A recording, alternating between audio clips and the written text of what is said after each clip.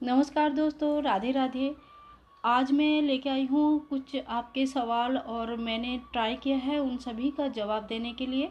कुछ क्वेश्चंस अगर छूट जाते हैं तो वीडियो के नीचे आप डिस्क्रिप्शन आप कमेंट बॉक्स में लिख सकते हैं, मैं वहाँ पे जवाब देने की कोशिश करूँगी। तो शुरू करते हैं आज का सवाल। पहला सवाल है सिद्धक चौहान। इन्होंने पूछा है कि मैम राधे राधे। तो राधे राधे जी। मैम लड्डू गोपाल जी को क्या विंटर में भी डेली स्नान करवाए?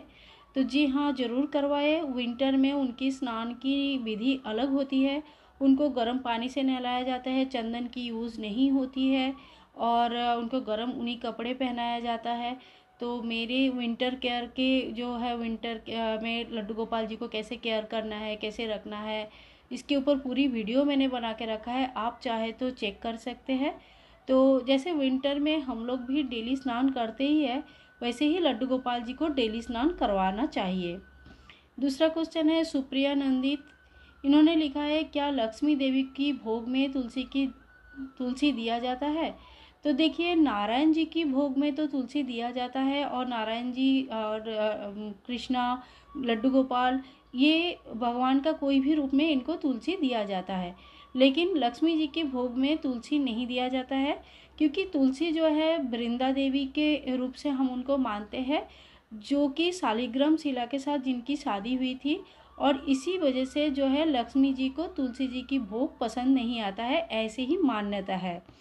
तो नारायण जी के भोग पे या नारायण जी के चरणों पे तुलसी के पत्र चढ़ाए, बट लक्ष्मी जी के भोग पे तुलसी के पत्र ना चढ़ाए। कृष्णा दासी ने पूछा है, एक और क्वेश्चन है, क्या सपने में अगर कुछ देखते हैं या हमसे कोई कुछ कहता है, वो किसी को बताना चाहिए या नहीं बताना चाहिए? तो जी देखिए, ये कम्प्लीटली डिपेंड करता है कि आपका सपना क्या है और आप जिनके ऊपर आप भरोसा करते हो, जिनके ऊपर जैसे अपनी अपनी मम्मी से शेयर करना चाहते हैं, अपनी हस्बैंड से या बच्चे से शेयर करना चाहते हैं, तो ये कम्प्लीटली आपके अंदर से जो आवाज़ आती है कि हाँ मुझे इनको ये बात बतानी चाहिए, तो आप बताओ। ऐसे जब केसेस आता है ना, तो ये किसी और से पूछने से अच्छा है अपने आप को पूछो कि मुझे क्या करना चाहिए। वैसे अगर कोई भगवान का सपना आता है, तो ऐसे किसी को भी ना बताए जो आपका मजाक उड़ाएगा या आपके ऊपर भरोसा विश्वास नहीं करेगा। कोई भी चीज़ आप इनसे ही शेयर करें जो आपके ऊपर पूरी तरह से भरोसा करते हैं, विश्वास करते हैं, आपकी मजाक नहीं उड़ाते हैं। मजाक उड़ाने वाले लोगों के साथ आप इस तरह का जो फीलिंग्स है, सपना है या कोई भी ऐसा अलौकिक फीलिंग्स जब आपको होता है, तो वो शेयर ना करें। कमलाक्षी गौर ने पूछा है, मैम युगल सरकार का सेवा कैसे करना चाहिए, प्लीज़ रिप्लाई। तो दी देखिए, मैंने जुगल सरकार का सेवा अलग से तो वीडियो अपलोड नहीं किया है, तो मुझे लगता है कि मुझे एक वीडियो अलग से ही अपलोड कर देना चाहिए। परंतु जो जुगल मेरे घर में जो जुगल सरकार है, उनका जो सेवा होती है वो लड्डू गोपाल जी के साथ ही होता है। और लड्डू गोपाल जी को जैसे हम भोग लगाते हैं, तो साथ में उनको भी भोग लगाते हैं, तीनों टाइम चारों टाइम, जो इतने टाइम हम भोग लगाएंगे। स्नान आदि डेली नहीं होती है, क्योंकि मूर्तियाँ बड़ी होती है, मार्बल की होती है, तो डेली स्नान नहीं होती है। लेकिन आपके पास अगर 3-4 इंच के छोटे मूर्ति है, तो आप डेली स्नान भी चाहे तो करवा सकते हैं, या स्नान का भाव करके एक फूल में थोड़ा सा पानी या गंगा जल लगा के छींटा मार के भी स्नान का भाव कर सकते हैं। और इनको जो है शयन के लिए खाली रिक्वेस्ट किया जाता है हाथ जोड़ के कि राधा रानी, कान्हा जी, आप भी थोड़ा रेस्ट ले लो, विश्राम कर लो। जो भी आपके दिल से आवाज़ आती है उसी से आप उनको बोल सकते हैं कि आप भी थोड़ा विश्राम विश्राम कर ले। तो गोपाल जी की और राधा कृष्णा जी के जो सेवा होता है लगभग सेम ही होते हैं। लेकिन गोपाल जी के जो मूर्ति को हम, उनकी जो विग्रह होता है उनके साथ हमारी एक रिश्ता बन जाता है। हम छोटे बच्चे की तरह उनको देखभाल करते हैं, उनको सुलाते हैं, उनको जगाते हैं। तो कान्हा किशोरी जी क्योंकि छोटे बाल रूप में नहीं है, तो हम इनको अलग से हम इनको सुलाते नहीं हैं, अलग से उठाते नहीं हैं, बस हाथ जोड़ करके इनको प्रार्थना करते हैं कि भाई आप भी थोड़ा रेस्ट कर लीजिए भगवान जी, और 4 बजे फिर आपको शाम को उठाया जाएगा, इस तरह से। तो मॉर्निंग में आप इनको दूध का भोग लगाए, उसके बाद जो घर में जो पूजा करते हैं धूप दिया आरती करें, फिर दोपहर का भोग लगाए, शाम को फिर पर्दा बीच बीच में आप पर्दा करते रहे अगर पर्दा है, पॉसिबल है तो, क्योंकि जुगल जोड़ी है, पर्दा करना ज़रूरी है, पर सब जगह नहीं होता है। मेरे खुद के पास भी पर्दा का ऑप्शन नहीं है, लेकिन अगर हो सकता है तो अच्छा होता है। और शाम को फिर थोड़ा दूध या फल वगैरह का भोग लगाए, रात को भी इनको गोपाल जी की तरह ही भोग लगाए। तो इस तरह से आप जुगल जोड़ी का सेवा कर सकते हैं। जयदीप दे ने पूछा है, क्या गोपाल जी का प्राण प्रतिष्ठित हुए पूजा ग्रहण नहीं करते हैं? तो ऐसा कुछ नहीं, प्राण प्रतिष्ठा करने वाले हम होते ही कौन है? हम तो नर कभी नारायण का प्राण प्रतिष्ठा कर ही नहीं सकते हैं। ये तो खाली हम अपने अंदर का जो भाव है उसको जगाते हैं। हम भगवान जी को जगा नहीं सकते, हम भगवान जी को बोल नहीं सकते आप वैकुंठ धाम से यहाँ आओ। वो तो हमारे अंदर का भाव है जो हम उनको ऐसा रिक्वेस्ट करते हैं, उनको हम अपने बच्चे की तरह देखते हैं, हम उनको प्यार से रखते हैं। तो ये हमारा भाव होता है।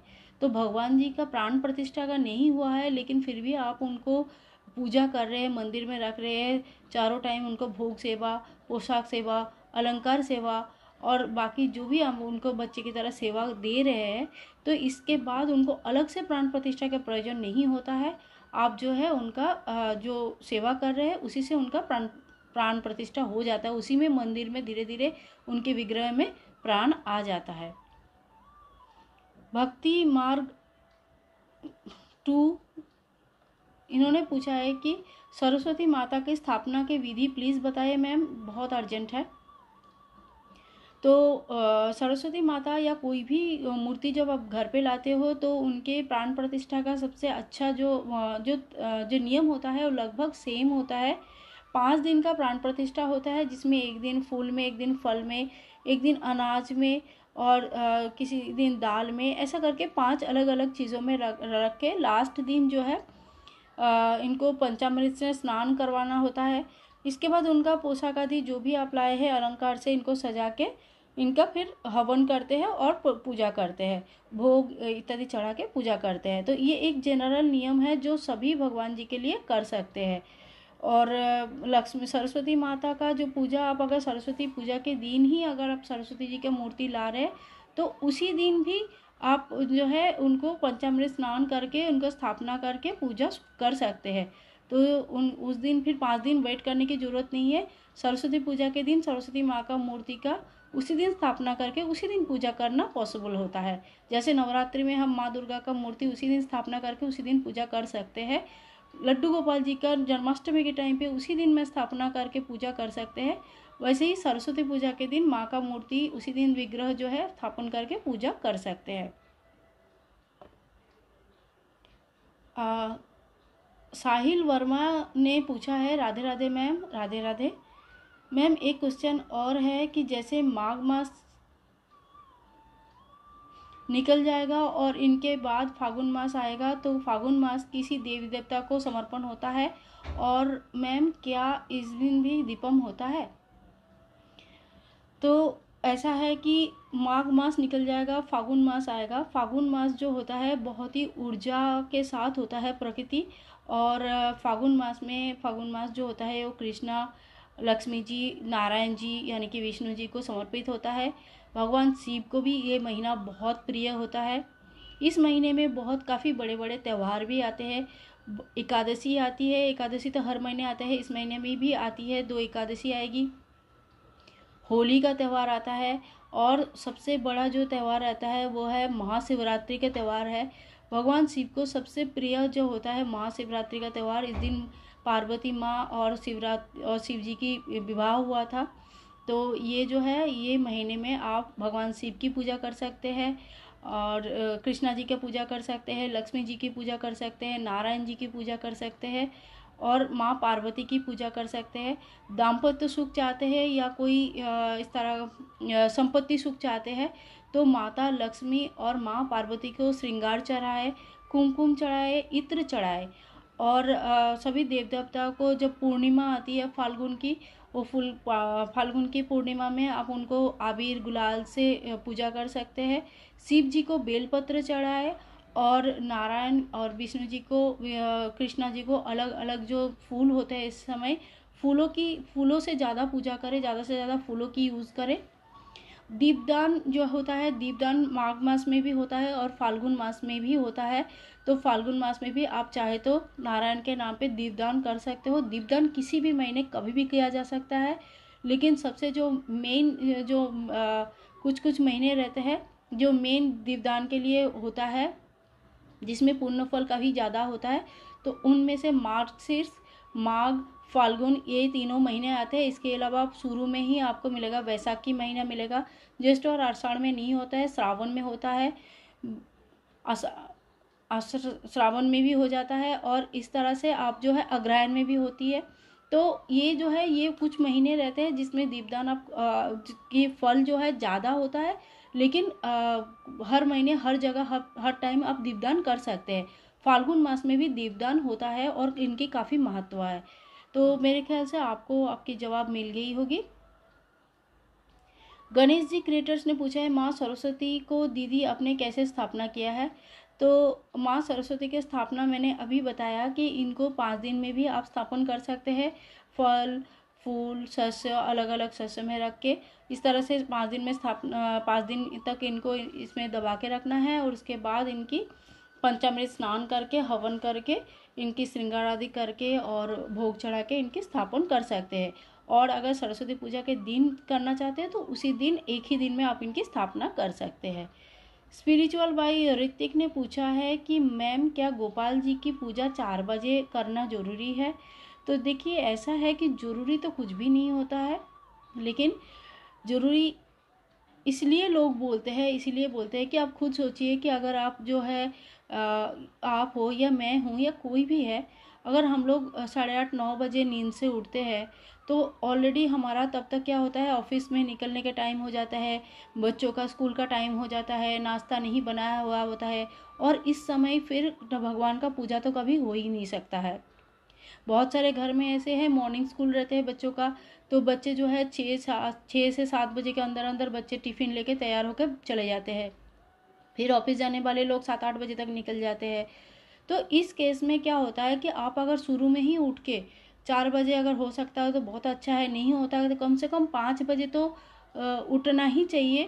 5 बजे तक, चाहे ठंडा हो चाहे गर्मी हो, 5 बजे तक तो ज़रूर उठना चाहिए। और उठ के सबसे पहले जो है अपना क्योंकि क्या होता है, घर का सारा काम हो जाता है, हमें बाहर घूमना भी हो जाता है, हर चीज़ के लिए हमें समय मिल जाता है। मुश्किल तो होता है खाली भगवान के पूजा के समय, क्योंकि ये भगवान जी हमें आके बोलते नहीं कि भाई तुमने पूजा नहीं किया और हमारा पूजा चलो पूजा कर लो। तो ये हमारी इच्छा होती है, और जहाँ पे हमें थोड़ी सी भी मौका मिल जाए तो वहाँ पर लगता है कि चलो ठीक है थोड़ी देर बाद कर लेंगे। तो ये जो ख्याल आता है ये सिर्फ आपका और मेरा नहीं, ये ज़्यादा से ज़्यादा लोगों के अंदर ये ख्याल आता है, क्योंकि वही एक चीज़ है जहाँ पे हम लोग थोड़ा ढीला छोड़ सकते हैं। तो अगर आपको लगता है कि आपको डेली गोपाल जी का सेवा करना है, करना चाहिए, पूजा करना चाहिए, या पूजा में थोड़ा समय देना चाहते हो, तो ये सबसे बेस्ट होता है कि आप मॉर्निंग का समय जो है पूजा को दो। क्योंकि पूजा का जो समय होता है, भगवान जो अर्घ ग्रहण करते हैं, जो पूजा ग्रहण करते हैं, और आपके मन भी उस समय ये मॉर्निंग के समय ग्रहण करते हैं, क्योंकि हमारा मन भी इस समय स्वच्छ रहता है और बिल्कुल एकदम एकदम खाली ऐसा रहता है जिसमें भगवान का वास होता है। हमने भगवान के बारे में ही सोचते हुए समय शुरू करते हैं, और पूरा दिन हमारा इस तरह से अच्छा जाता है। किसी दिन आप सवेरे उठ के थोड़ा काम करके देखो कि आपका पूरा दिन कैसे, आपको लगता है कि दिन में कितना ज़्यादा समय मिल रहा है हमें, जबकि अगले दिन आप अगर 8:30, 7:30, 8, 9 बजे तक नींद से उठते हो तो देखोगे दिन कितना छोटा, आधा से ज़्यादा काम तो हुआ ही नहीं। तो यही फ़र्क रहता है, और इसीलिए जो हमारा बड़े बूढ़े हैं, जो हमारे गुरुजन है, वो सब हमें यही सलाह देते हैं कि सवेरे उठ के जल्दी से जल्दी पूजा, घर साफ सफाई सब कर लो, ताकि पूरे दिन भर में आपके लिए फ्री रहो आप अपना काम करने के लिए। शाश्वती भट्टाचार्य ने पूछा, मैम गुप्त नवरात्रि में पूजा का कोई खास नियम होता है क्या। तो जी इनका आंसर तो मैंने आपको दिया भी है। खास नियम जो गृहस्थ होता है वो घर में नॉर्मल नवरात्रि की तरह ही जो बाकी नवरात्रियाँ होती है चैत्र और शरद के, वैसे ही शारदीय नवरात्रि की तरह ही कर सकते हैं। 9 दिन के अखंड दिया जला सकते हैं, 9 दिन का उपवास कर सकते हैं, और माँ दुर्गा का श्रृंगार करके उनकी पूजा कर सकते हैं। जो भी बोआ जाता है इस समय, जो नवरात्रि के नॉर्मल नियम होते हैं वही करते हैं। तंत्र साधना में ये गुप्त नवरात्रि जो होती है बहुत मायने रखते हैं।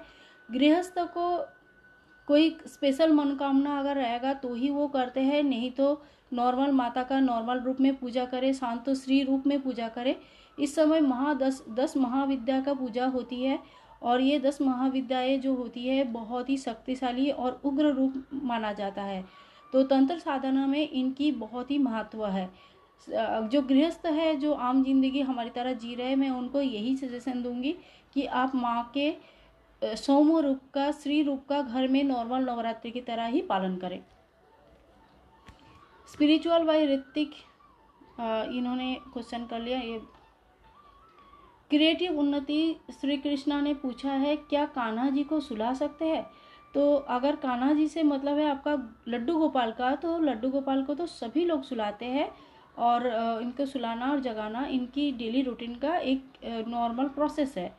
और अगर आप बोलते हो कान्हा जी मतलब जो कान्हा किशोरी जी है, जो जुगल सरकार के रूप में रहते हैं, उनकी बात कर रहे हो, तो जी ऐसा है, अपनी अपनी श्रद्धा है, लेकिन इनकी जो बड़ी मूर्तियाँ होती है इनको हम अलग से इनका सुलाते नहीं है। इनको बस हम मन ही मन इनको प्रार्थना करते हैं कि आप रेस्ट कर लीजिए, विश्राम कर लीजिए। इनको अलग से सुलाने की जरूरत नहीं पड़ती है। नैना जयस्वामी ने पूछा है, दीदी लड्डू गोपाल को हम रोज भोग नहीं दे पाते हैं, तुलसी की पत्ता दे सकते हैं और रोज नहीं सुला पाते हैं, क्या करें जरूर बताएं, राधे राधे। तो ऐसा है कि नैना जी, अगर आप ऐसा, मैं अगर कहूँ कि आपके एक छोटा सा बच्चा है जिसको आप रोज़ खाना नहीं दे पाते हो और रोज़ सुला नहीं पाते हो, या आपके भरोसे में आपके घर में आपका छोटा भाई है या छोटे बहन है जिनको आप रोज़ सुला नहीं पाते हो, रोज़ खाना नहीं दे पाते हो, रोज़ नहला नहीं पाते हो, तो इसका सलूशन किसी से आप मांग रहे हो, तो आप मतलब सामने वाला बोले तो भी क्या बोले। तो कान्हा जी को लेके आए हो, मेरे ख्याल से आपको कान्हा जी को नहलाने के लिए, सुलाने के लिए, नहलाने के लिए हार्डली आपको अगर नॉर्मल पानी से थोड़ा सा नहला के पोंछ के नया कपड़ा पहनाते हो तो ज़्यादा से ज़्यादा आपको 5 से 7 मिनट समय लगेगा। सुलाने के लिए भी 5 मिनट समय लगेगा। और भोग आपके पास सूखा भोग हो सकता है, अपना भी तो कुछ खाना खाते हैं आप, तो वो खाना में से भी जो खाना आप खाते हो उससे पहले जब वो बनती है, तो जो भी सात्विक आहार आपके घर में बनता है, रोटी सब्जी बनती है, कड़ी चावल बनती है, जो भी बनती है जिसमें प्याज लहसुन की यूज़ नहीं हुआ हो, और फल वगैरह तो घर पे आता ही होगा, तो ये सब चीज़ें भी आप उनको दे सकते हैं। सुबह शाम दूध का भोग भी लगा सकते हैं। तो ऐसा है कि आप क्यों नहीं कर पाते हो ये तो मुझे नहीं पता है। सभी लोगों का अपना अपना प्रॉब्लम होगा, मैं उस बारे में नहीं बात करना चाहती हूँ। लेकिन मैं सिर्फ इतना बोलना चाहती हूँ कि क्या आपके भरोसे घर में एक छोटा बच्चा रहता था तो आप ऐसा क्वेश्चन करते थे? ये क्वेश्चन मुझसे नहीं करके अपने आप से करें तो ज़्यादा अच्छा उत्तर मिलेगा। और बाकी भगवान आपका हेल्प करे, भगवान आपका सेवा आपके हाथों से ले और आपका भी भगवान के सेवा में मन लगे। और थोड़ा 5 मिनट समय आप कान्हा जी को दे के तो देखो, कान्हा जी आपके लिए बहुत सारा समय निकाल देंगे।